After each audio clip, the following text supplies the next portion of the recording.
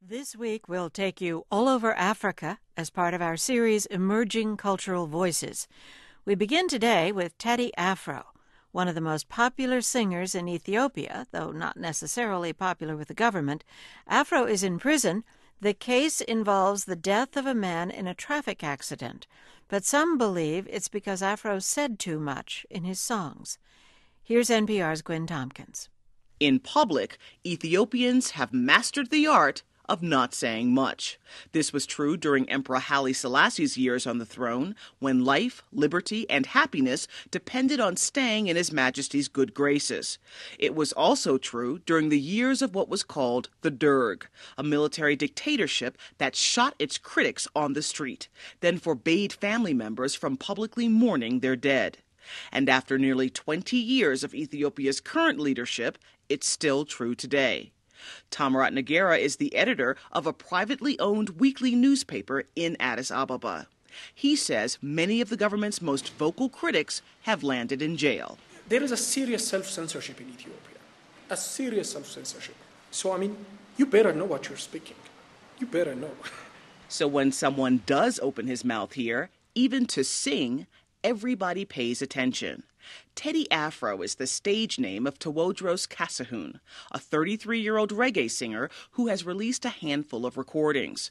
He's a hit at home and among Ethiopians worldwide.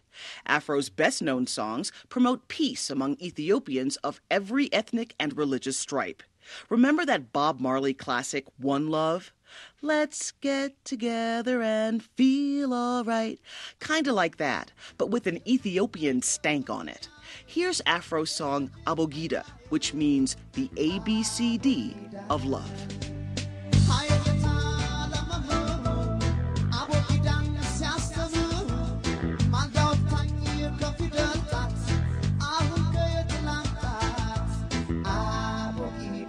And then there's the song Girma Weneto, which is a valentine to the Emperor Haile Selassie. Despite Selassie's many failings, the song celebrates him as a father of Africa. Girma Weneto means Your Majesty.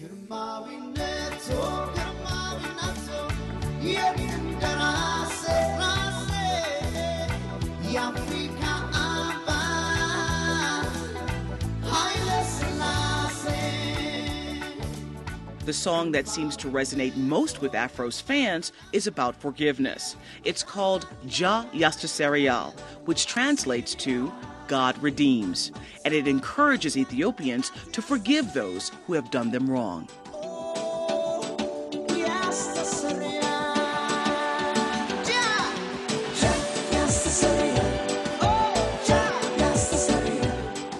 As reggae pop themes go, this is familiar lovey-dovey stuff, right? Teddy Afro's repertoire seems a far cry from get up, stand up for your rights. But when Lekun hears an Afro song, he says he feels like doing just that. For me, Teddy is our generation, and he's singing about the current situation in Ethiopia. So that's why he's touching a lot inside of us. Lekun and his friend Dahale have political asylum in neighboring Kenya. They prefer that their family names not be used in this story. That's because in 2001, they participated in nationwide student demonstrations in Ethiopia. And in the government crackdown that followed, they and more than 3,000 students were arrested. The authorities photographed and fingerprinted everyone, then recorded the names and addresses of their families. Dahale says that even here, in this spare one-room apartment in Nairobi, they are afraid of Ethiopia's security forces. Even at this moment, we are not secure. Many Ethiopians are kidnapped and disappeared. So it is risky. Back home, Teddy Afro's fans call him Ethiopia's Bob Marley. But he may have more in common with Madonna, equal parts entertainer, gadfly, and marketing whiz. He sometimes writes provocative lyrics to fit the headlines. Afro wrote new words to that song about forgiveness as many of the nation's political opposition were in prison. Ethiopia's opposition parties had won major victories in the nation's 2005 elections, but hundreds of leaders were then jailed in a government crackdown. Newspaper editor Tamarat Nagera says Ja Yastaserial became a rallying cry of dissent. If you objectively listen to the music, it's both critical to the opposition and the government. But the general public listen to it as a critic of the government. And they embraced Teddy in a manner that has never been seen. Teddy now became a social voice. But he underestimated how seriously the government will take him.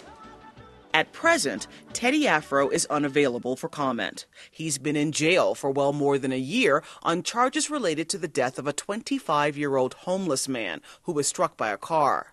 The government refuses comment on the case, saying it's a legal matter.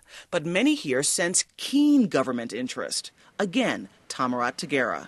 So when the car accident happened, it was first published on a newspaper that is very much affiliated with the government. And everyone in town said, they got him. They got him. They just got him in the box.